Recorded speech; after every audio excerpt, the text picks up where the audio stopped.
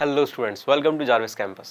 हमने हमारे last video में देखा कि कैसे पूरे वर्ल्ड इकोनॉमी में ब्रिटेन, जो पहले एक वर्ल्ड लीडर था, अब उसकी इकोनॉमी काफ़ी ज़्यादा वीक हो चुकी थी।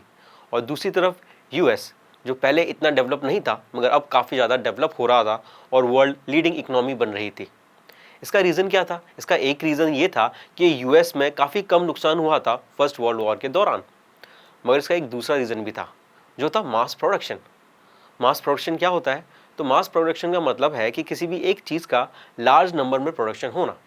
इसको एक एग्जांपल से समझो।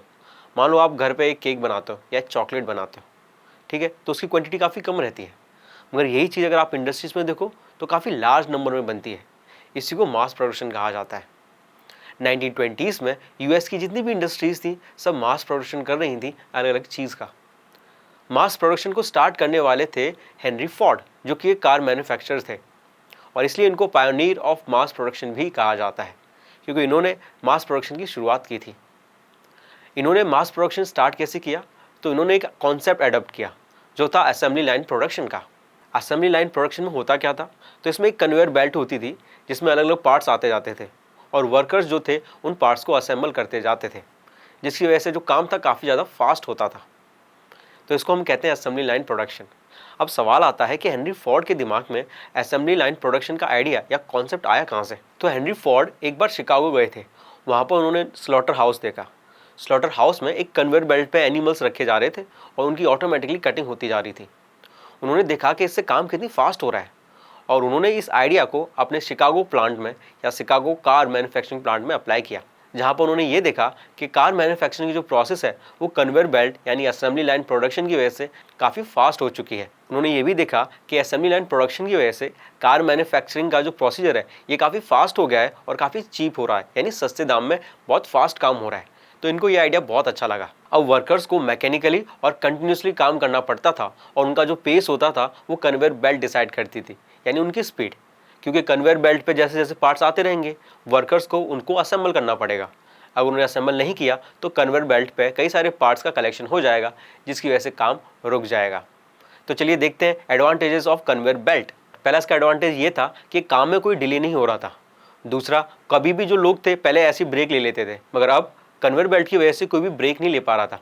इसके अलावा पहले लोग बातें कर सकते थे, मगर अब कन्वेयर बेल्ट की वजह से, क्योंकि वो कंटिन्यूसली चल रही थी, वो लोग बातें नहीं कर पा रहे थे, जिसकी वजह से जो काम था काफ़ी फास्ट हो रहा था और चीपर वे में हो रहा था।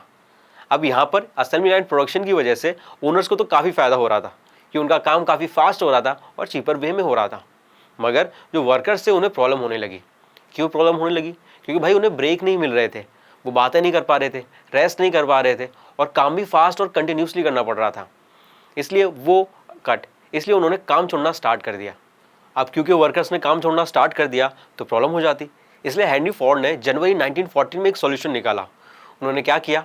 उन्होंने वर्कर्स की वेजेस यानी सैलरी बढ़ा दी अप टू $5, जो उस समय काफ़ी ज़्यादा थी। इसके अलावा उन्होंने ट्रेड यूनियन बैन कर दिया, ताकि कोई भी लोग जो है मिल बांट के अपोज ना कर पाए। अब क्योंकि सैलरी बढ़ गई थी तो लोगों ने बोला कि चलेगा, हम थोड़ा सा ज़्यादा काम कर लेंगे क्योंकि पैसे ज़्यादा मिल रहे हैं, जिसकी वजह से लोग वापस जॉब पे आने लगे और ज्वाइन करने लगे, जिसकी वजह से प्रोडक्शन काफ़ी ज़्यादा बढ़ गया, और जो लोग जॉब क्विट कर रहे थे उन्होंने क्विट करना छोड़ दिया। तो इस तरह से हेनरी फोर्ड ने वर्कर्स की प्रॉब्लम्स का सॉल्यूशन भी निकाला, और टी मोड फोर्ड जो कार थी वो पहली ऐसी कार बनी जो मास प्रोडक्शन से बनाई गई थी असेंबली लाइन प्रोडक्शन के जरिए। इसके साथ साथ अब क्योंकि वेजेस बढ़ा दिए थे तो हेनरी फोर्ड ने काम भी बढ़ा दिया, यानी पैसे तो बढ़े पर उसका जो रिकवरी की थी वो कैसे की उन्होंने? तो उन्होंने प्रोडक्शन भी बढ़ा दिया, मास प्रोडक्शन करने लगे लार्ज क्वांटिटी में, जिसकी वजह से वर्कर को भी पैसे ज़्यादा मिल रहे थे और ओनर को भी प्रॉफिट हो रहा था। तो इस तरह से मास प्रोडक्शन स्टार्ट हो गया था 1920s में ऑल ओवर द वर्ल्ड। मगर मास प्रोडक्शन के बाद मास कंजप्शन भी तो ज़रूरी है, क्योंकि अगर मास कंजप्शन नहीं होगा तो मास प्रोडक्शन जो है वो वेस्ट हो जाएगा। अब नेक्स्ट वीडियो में देखेंगे कि मास कंजप्शन कैसे हो रहा था। Thank you.